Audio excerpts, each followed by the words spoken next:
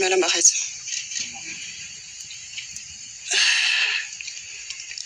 Honorable Minister,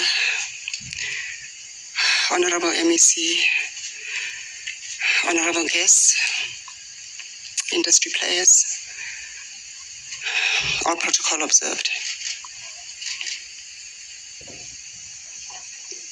I have been loved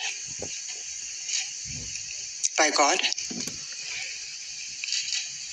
more than I even thought was possible, because God sent me an angel at a time where I think I had given up on love. And my biggest mission in life was to see my daughter grow. He said he was 8 years old at the time.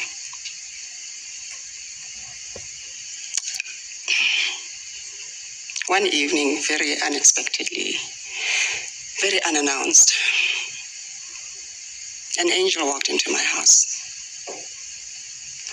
I was introduced to this angel by his laughter, because I was all the way down the passage in my bedroom, and I just heard this laughter, belly laughter. Anyone who knew Mr. Shaw knew his laughter coming from my kitchen. I wasn't expecting any guests. I was expecting my sister Lorato. She lived with me in the city at the time. And some friends of hers had come to drop her off at the house. But there was just something about that laughter. Usually I would not have gone out, because it was her friends. She would have handled it. But something drew me out of my bedroom. And I walked down the passage towards my kitchen. And there was this gentleman in a suit, in a baggy suit, that was facing away from the passage that I was coming along. And as I got there, he turned around and our eyes locked. In that moment when our eyes locked, he gave me this. My husband has the best smile, and I'm saying has because I can still see it. My husband has the best smile. And he turned around, and all I saw was this radiant smile and this angel. At the time, I didn't know he was an angel, but this man that was just so, I don't know, even in that moment, memorable. And he turned around with this big smile and went, "Hi, my name is Shona." So confident, not arrogant, confident. And then he caught me completely off guard. I think for a moment, I literally just looked at him and didn't say a word. And I thought, okay, Connie, check yourself. And I extended my hand and said, I'm Connie. And when I found out how then we just started naturally conversating, and the connection was immediate. So when he was in hospital and we were still able to communicate, I came across a message on my laptop that said, "Give me my phone in the back." Came across a message in my laptop that he sent to me. He used to send me random text messages, right? We did that a lot. When we weren't working or when we weren't at the same place together, and he crossed my mind or I crossed his mind, he would just text something silly, or we would just text, "I love you," or "I miss you, Meskat," whatever. But we found a way to stay connected. So I want to read this message because I have to search under hubby, because that's how I'm shaking, but it's just because it's been a lot.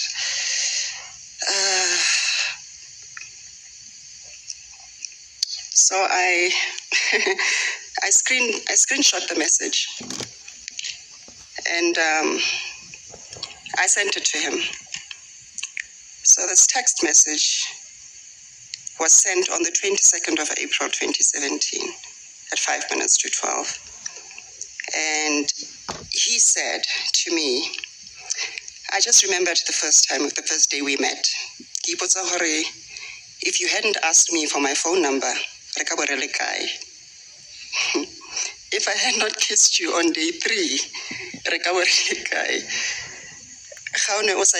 that weekend, I love you, baby, and it's just hearts, hearts, hearts. And then and then did the fist bump, which was our thing, and a hug. And then I did 3 cry faces. And just because I wasn't expecting it, and said, you've just made my day. You should see the smile on my face, because every time I got a message from him, I just have this silly smile on my face because he made me that happy. And then I reminded him that, by the way, I didn't ask for your number. I gave it to you. Miss you too, baby. I love you. And then he remembered, oh yeah, you are right. I love you.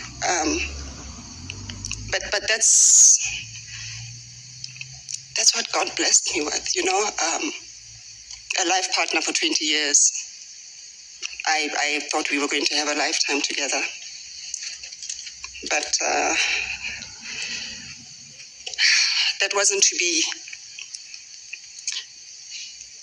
I'm not crying today. I'll probably cry later. I'll cry as the emotions well up. But today I choose to celebrate my husband. I choose to celebrate a giant. You guys, you saw the show reel. My husband was a showman, right? Not a show off. He was a showman.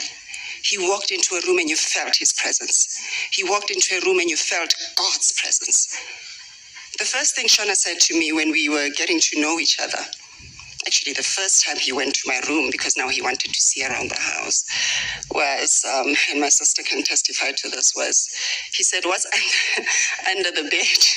And I thought, what do you want under my bed? And he lifted my duvet cover, looked under the bed and said, oh, okay, no, uskun, A lot of people hide dirt under the bed. So he was that person. He was immaculate. You walk around, you can still almost smell him, you can still see him. If you followed my husband on social media, you'll notice that he loved pictures. And it's almost been like a revelation to me that he was building memories for us, because now we have all that. He's all over, he's everywhere. Everywhere we look, Shona is there. Which is why I'm still speaking of him in the presence, because number one, he's here in my heart. He's not going anywhere. There he will be engraved forever, in my heart, in my children's hearts, in our family's hearts. He'll be there forever. I miss him terribly in the physical. I think that's my biggest struggle. My biggest struggle is not so much that he's been elevated to glory, because I believe he's been elevated to glory. My biggest struggle is I wake up in the morning and I still hope to see him. I still hope to hear him say, Scott, what do you want to eat? Because he fed me. He made sure I was fed. I'm still wanting to see him come to set randomly, to just come check on everyone and check on me. I miss his big hugs. Nobody hugged like my husband. I miss his big laugh. Nobody laughs like my husband. When we got married, the pastor who married us, you'll see on my profile, I think I have that as well. To live, to love, to leave a legacy. I think my husband did all that and more. Shona lived. Like Mfundi said, he came into the industry like a tornado. You think, how this guy, and look at everything that he's achieved. Mr. Furguson was the most underrated actor in this country. As a performer, as an artist, I don't think we appreciated him enough. I don't think we appreciated him enough. I think we're showing appreciation now that he's gone, or we are realizing that we didn't appreciate him enough. But here's what I'm grateful for. I can feel that this angel was loved by many. I can feel that he was revered by many. And where he is now, if you think Furguson Films is great,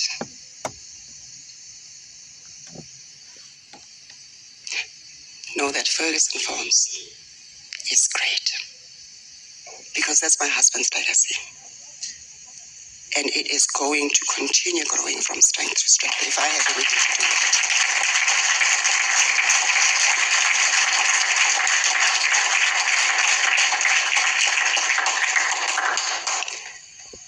So to my Skat, Shababe, Melaiti, my love, I called him so many things. We called each other so many things. I thank God for you. I thank God for loving me so much that he gave me you for 20 years.